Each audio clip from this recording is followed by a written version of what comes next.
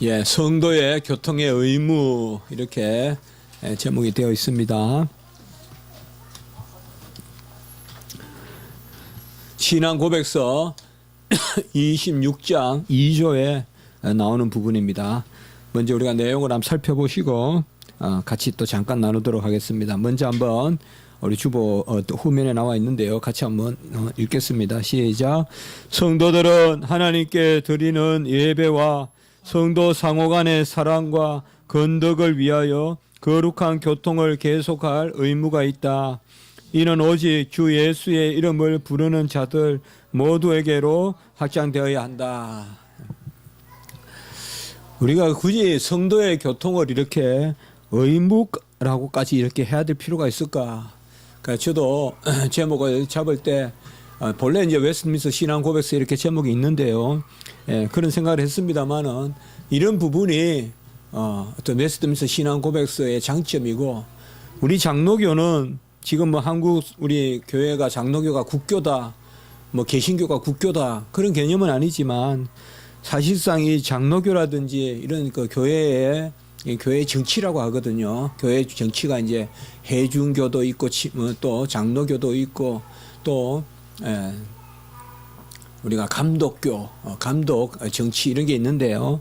이 장로교 정치에서 가장 중요하게 여기는 게 뭔가 하면, 장로교의 가장 큰 그 특징이 뭔가 하면 대의 정치예요. 대의 정치. 그래서 교회를 어떤 한 사람이 좌지우지하는 것이 아니라 로마 캐톨릭 같이 또 감독제 같이 그렇게 하는 것이 아니라 교회에 당회가 있고 또 재직회가 있고 이런 어떠한 여러 기구를 통하여서 우리 교회는 이제 아직 그런 게 없죠. 그래서 우리는 아직 이제 미조직 교회라고 하는데 당회가 있어야 조직 교회가 되거든요. 그런데 그런 것을 아주 귀하게 여깁니다. 귀하게 여겨서 성도의 이 교통 이런 부분을 어떤 그 의무 이렇게까지 이야기합니다. 우리 성도의 교통은 당연한 거거든요. 오른팔 왼팔이 같이 머리에 붙어 있으면 교통하는 거죠. 그렇죠. 왼팔이 뭐 무거운 걸 들고 못 견디는데 오른팔이 가만히 있을 수가 없잖아요. 같이 맞드는 거죠. 우리 물에 바게트에 물을 넣고 왼손으로 막 가벼우면 왼손만 들 수 있는데 너무 무거우면 두 손으로 이렇게 들잖아요. 이게 교제란 말이에요. 이게 성도의 교제란 말. 이게 의무가 있다 이 말이에요. 왼팔이 너무 무거운 걸 들고 있는데 오른팔은 모르겠다. 이거는 지체라고 할 수 없다며. 지체라는 말이 뭡니까? 멤버라는 말이 라틴어로 말하면 지체. 우리나라 한자로 말하면 사지할 때 지자고 몸체자 할 때 체자예요. 팔다리예요, 팔다리. 이게 멤버라는 뜻이 본래 팔다리라는 뜻이거든요. 영어로 멤버가 팔다리라는 뜻이에요. 그러니까 그 말을 우리가 그대로 번역해서 팔다리라고 번역하지 않고 지체라고 번역하는 거죠. 그래서 성도의 교통의 의무는 이거는 어떤 일의 문제가 아니라 본질적인 문제입니다. 그러니까 성도들이 서로 하나가 되는 것은 본질적인 문제입니다. 그래서 성경에서 누차 이야기하지만은 예수님이 머리고 우리는 지체이기 때문에 교통해야 되는데, 특별히 어떤 부분에서 성도의 교통이 필히 요구되느냐. 첫째로 오늘 예배입니다. 예배 때 성도가 같이 예배를 드려야 됩니다. 그러니까 예배에 있어서 차등을 두면 안 됩니다. 예배를 어떤 사제 계급만 드리고 또 식자층만 드리고 라틴어 알아듣는 사람만 예배 모이는데 그 말씀을 강론 듣고 못 알아듣는 사람은 그냥 우상 보고 집에 가고 만지고 집에 가고 전병만 받고 집에 가고, 이 로마 캐톨릭 생각이란 말이에요. 우리는 그게 아니죠. 예배에서의 성도의 교통이 온전해야 됩니다. 함께 한 예배를 드리는 것입니다. 설교자가 설교한다고 해서 설교자는 일반적으로 전하고 또 성도님들은 듣고, 그게 아닙니다. 칼빈이 이야기했듯이 목회자들은 먼저 자기 자신에게 말하는 것이다라고 이야기했거든요. 그건 마찬가지죠. 목회자도 하나의 예배 대상이고 목회자도 말씀을 듣는 대상이에요. 전하면서 듣는 대상이죠. 그래서 함께 예배 공동체를 이루어야 됩니다. 의무입니다. 그래서 우리는 모이기에 힘써야 되고 예배 드리기에 힘써야 됩니다. 오늘 아까도 말씀을 드렸지만 우리는 너무 이 무분별한 왜라는 말을 던지는 거, 이것이 어떨 때는 상당히 좀 의식이 있어 보이고 할 수도 있지만, 참 조심스러운 이야기지만 이 왜라는 질문을 사실 안 던지는 게 좋아요. 왜라는 질문은 우리가 하나님께 대드는 기도해라, 뭐 하나님께 뭐 때를 쓰라, 하나님께 달라들는 듯이 기도해라, 뭐 천국은 뭐 침노해야 된다, 막 이거 너무 무분별하게 그렇게 말하는 경향이 있어요.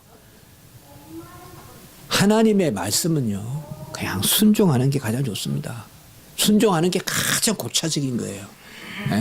그걸 가지고 왜라고 자꾸 물어보고, 또 그럴 때 좀 더 뭔가 하나님과의 그 살아있는 관계가 있는 것 같고, 맞죠? 그러나 그거 넘어서까지 있어야 되거든요. 마찬가지입니다. 예배는 정해서 준비해서 어느 곳에서 드려야 됩니다. 정하란 말은 예배는 하나님이 양식을 주십니다. 그래서 예배의 요소 가운데 하나님이 정하신 순서가 상당히 중요합니다. 이런 우리 예전이라고 하는데, 예전 예배의 의식이 중요합니다. 그래서 우리 교회가 이렇게 예배 순서하고 할 때, 처음에 이제 우리 교회 예배할 때 많이 이거 정말 여러 책을 해보고 했습니다. 그래서 예배 순서가 있습니다. 그 다음에 장소도 예배의 요소입니다. 그러니까 A, B, C 막 흩어져서 드린다고 그게 아닙니다. 하나님은 모여서 드리기를 원합니다. 모여서 드리기를 원해요. 그래서 구약의 절기 때 모이잖아요. 흩어진 이스라엘 백성들이 모여서 하나님께, 또 제사 때 모이잖아요, 성전에. 물론 그러한 성전 중심의 신앙이라는 것이 어느 한 곳이란 개념은 아니에요. 이제는 보편교회이기 때문에 어느 곳이든 교회는 있어야 되고 교회에 모여야 돼요. 그게 지교회예요. 잘 아셔야 돼요. 로마 캐톨릭은 교회가 하나라고 생각하는 경향이 있고, 그래서 임시로 지교에서 드리지만 의무적으로 로마 캐톨릭 교회 가야 돼요. 그게 순례의 개념이에요, 로마 캐톨릭에. 우리는 그런 순례 개념 없어요. 우리는 무슨 어느 교회에 뭐 장로교 본산이 예컨대 스코틀랜드 생자일즈 교회가, 스코틀랜드 에딘버러 제가 공부했던데 거기 생자일즈 교회가 장로교 본산이니까 거기 1년에 한 번은 가봐야 된다. 죽기 전에 한 번은 가봐야 된다. 우리 그런 개념 없어요. 우리는 개교회, 이 지교회라 그래요. 십자가 지기교회면 십자가 지기교회, 개교회, 지교회에서 모이기에 힘쓰는 그런 것이 교제의 의무입니다. 그래서 너무 깊은 연구를 한다고요. 예배가 길이 필요하냐. 그런 것은 사실상 합당치 않아요. 그건 사변적 신학이고 신비주의적 신학이고, 우리는 말씀을 좇아서 그게 가장 고급스럽고 가장 심오하고 가장 부요하고 그런 것입니다. 그래서 무엇보다 예배의 성도의 교통의 의무가 있고, 성도 상호 간의 사랑과 건덕을 위하여 거룩한 교통을 계속하는 의무가 있다라고 이렇게 말하고 있습니다. 그러니까 세상의 판단의 잣대로 교회가 성도들을 판단해서는 결단코 안 됩니다. 그 세상의 형법이나 세상의 민법이나 또 그냥 세상의 어떤 그러한 질서를 쫓아서 교회도 그대로 쫓아가서 안 됩니다. 교회는 뭔가 하면 사랑을 추구해야 되고 건덕, 덕을 세우는 겁니다. 서로 연약한 자를 낮게 여기고 연약한 자를 우리가 돌보고 또 교회에 헌신하고 이런 부분들이 필요합니다. 사실 이 땅에서 제가 자주 그래 말씀드리지 않습니까? 우리가 나누지 않습니까? 교회의 비밀을 알아야 그 사람이 깊은 신앙이니 소위. 내 혼자 무슨 기도 많이 한다 이런 것보다도 그거 중요하지만은 그거 결국 어디에 연결이 돼야 하냐? 교회의 성도에, 교회의 신앙으로 연결이 돼야 돼요. 이 비밀이 크도다. 그리스도를 머리로 모시는 사람이 어찌 몸이 없는 머리를 이야기할 수 있냔 말이에요. 몸된 교회를 없인 여기면서 어떻게 그리스도의 머리를 우리가 예배한다고 할 수 있겠냐 이 말이죠. 그래서 우리는 장로교가 다른 게 아니에요. 성경적 예배를 드리고 성경적 가르침을 우리가 전하고 확장시키고 그게 장로교예요. 그 장로교는 달리 말하면 오직 성경을 좇아서 하는 거. 그게 이제 웨스트민스터 신앙 고백서에 우리가 그러한 중요한 요소죠. 그래서 교통을 계속해야 된다. 그리고 그 가운데 이것을 우리가 확장해야 된다. 저도 신학교에서 우리 학생들 가르치지만 항상 이번 부분을 잘 생각을 합니다. 뭐 아무리 이야기해도 저는 교회 생활을 어떻게 하고 있는가. 교회에 얼마나 잘 이렇게 지체의식을 가지고 있는가. 절대 뭐 신학생이 제 옆에 와서 교회에 부정적인 이야기하고 우리 교회 목사님 설교 이상하다 이렇게 이야기하고 이러면 일단 저는 좀 부정적으로 봐요. 물론 저한테 좋은 동기를 묻겠죠. 답답하니까 묻겠죠. 알아요. 저도 아는데 그래도 일단은 제가 그렇게 생각을 해요. 그러니까 우리가 이것을 잘 생각해서 교회는 누가 높고 누가 낮은 게 없습니다. 목회자가 뭐 더 뛰어나다. 결코 안 그렇습니다. 목회자가 뭐 평신도보다 기도 안 한다. 그런 말이 어디 있습니까?